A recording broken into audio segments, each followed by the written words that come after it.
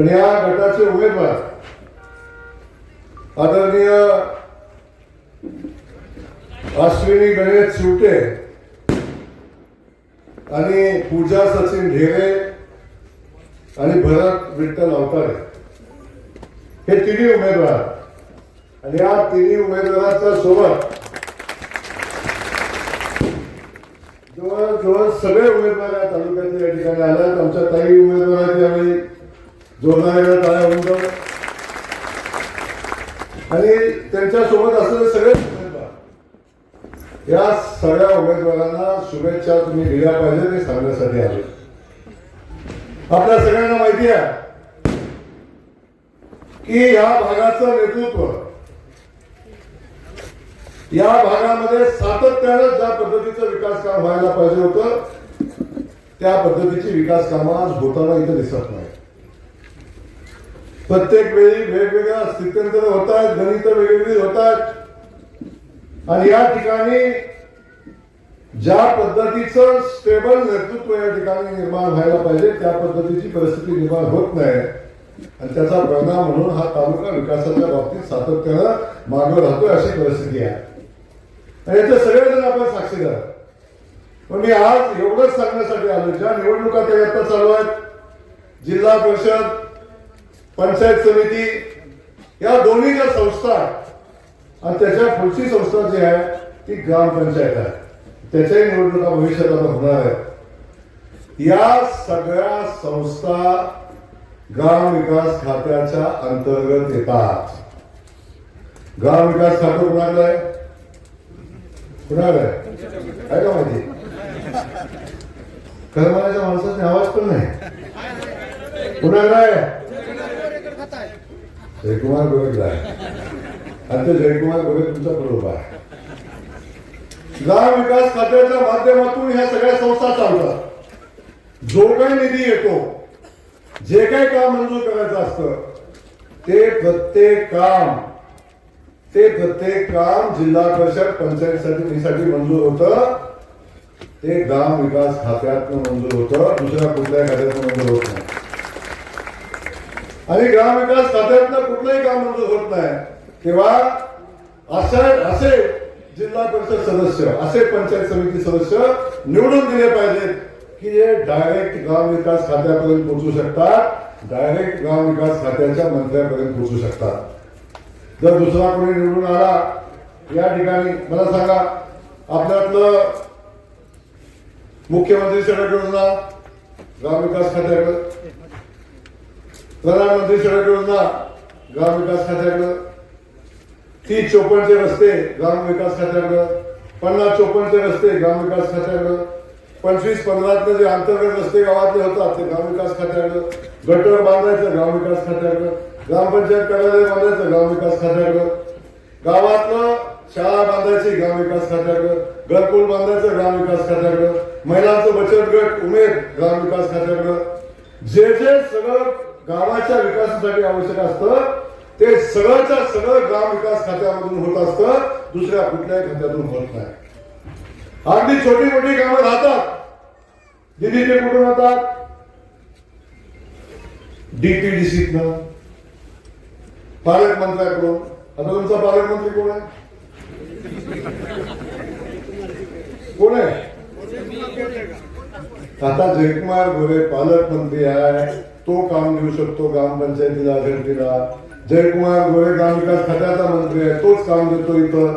आणि राज्याचे मुख्यमंत्री आदरणीय देवेंद्र फडणवीस साहेब.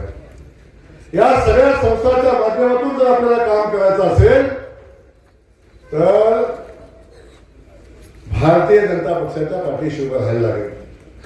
मी सांगायला इथे एवढं आलं की आमचे जे सगळे उमेदवार आहेत, या सगळ्या उमेदवारांच्या पाठीशी ग्राम विकास खातं ताकदीनं उभं आहे.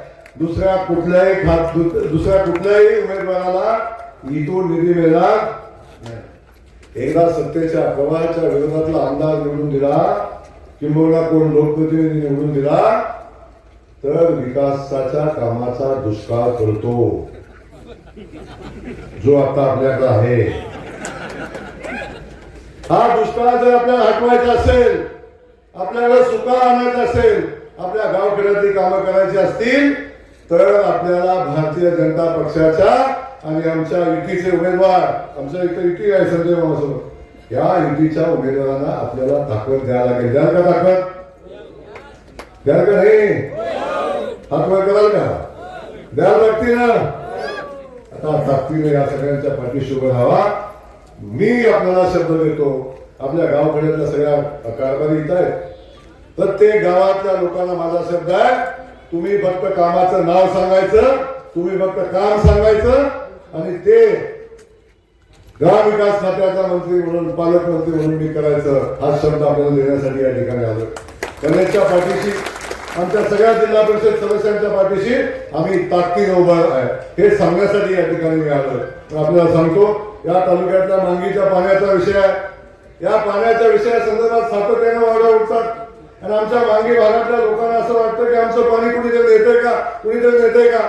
मी आज आपल्याला सांगतो, मांगीचं पाणी मांगीच्या हक्काचं आहे, ते स्वतःसाठी कुणाला इतकं निवडून देणार नाही. ज्या ज्या भागाला नव्यानं पाणी पाहिजे त्या त्या भागाला पाणी उपलब्ध करू. परवाच आमची रिटेवाडीची बैठक झाली. आमचं 4.5 TMC पाणी आहे, आम्ही उचलू शकतो फक्त 2 TMC पाणी, त्याच्यावरचं पाणी आम्ही उचलू शकत नाही.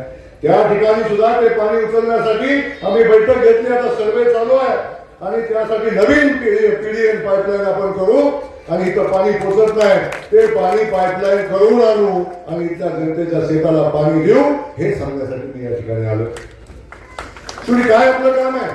आमच्या शेताला पाणी मिळालं पाहिजे, आम्हाला रस्ते मिळाले पाहिजेत, आमच्या शेतकऱ्यांच्या शेताला माल दर मिळाला पाहिजे. इथं आमची सगळी लोक आहेत, इथं आपण सगळे बसलाय, सगळ्यांनाच मोदीजींच्या कुठल्या ना कुठल्या योजनेचा लाभ आहे. आमचं सरकार आपल्या पाठीशी आहे.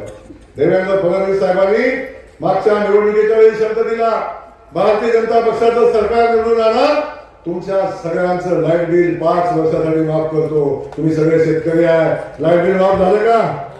झालं ना? 5 वर्षाचा शब्द देवाभाऊचा आहे. हे लाईट बिल आम्ही 5 वर्ष तुमच्याकडून लाईट बिल घेणार आहे. जो शब्द देवाभाऊ देतात, जो शब्द देवाभाऊचं कमळ देतं, त्या शब्दाची कृती होते. आता देवाभाऊनी शब्द दिलाय, आमच्या शेतकरी बांधवाचं कर्ज जून जुलै मध्ये आम्ही माफ करतोय, आमच्या सगळ्या शेतकऱ्यांना न्याय देतोय, ही भूमिका घेतली. तेव्हा आपल्या देवाभाऊनी दिलेला सगळा शब्द देवाभाऊनी सातत्यानं पाळलेला आहे. भविष्यात पण आपण पाहू. या भागातल्या रस्त्याचा विषय असू दे, या भागातल्या सगळ्या प्रश्नाचा विषय असू दे, कुकडीच्या रोटेशनचा विषय असू दे, हेही रोटेशन आपण तातडीनं देऊ.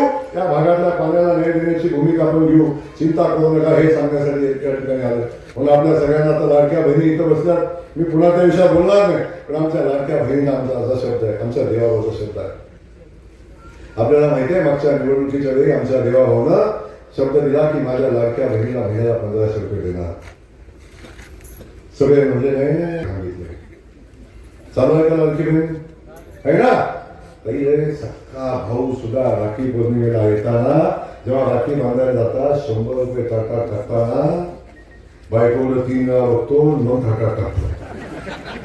खरंय का? कुठे भाऊ इथंच बसतो, विचारायच नाही. आणि देवा भाऊ लाडक्या बहिणीला 1500 रुपये महिन्याला देतो. माझ्या सगळ्या कार्यकर्त्यांना सांगा, घरात जाऊन आपल्या बहिणीला सांगा आणि ज्या देवाभाऊने तुमचा सन्मान केला, पाठीशी उभं राहावा, देवाभाऊच्या कमळाच्या पाठीशी उभं राहावा, हे सांगण्यासाठी या ठिकाणी आलो. म्हणून ताई, जाताना एवढंच सांगतो, आता खूप बोलणार नाही, मला जायचंय, पण मी इथं बसलेल्या प्रत्येक जिल्हा परिषद पंचायत समिती सदस्याला हा जयकुमार गोरे शब्द देतोय, तुम्हाला देतोय.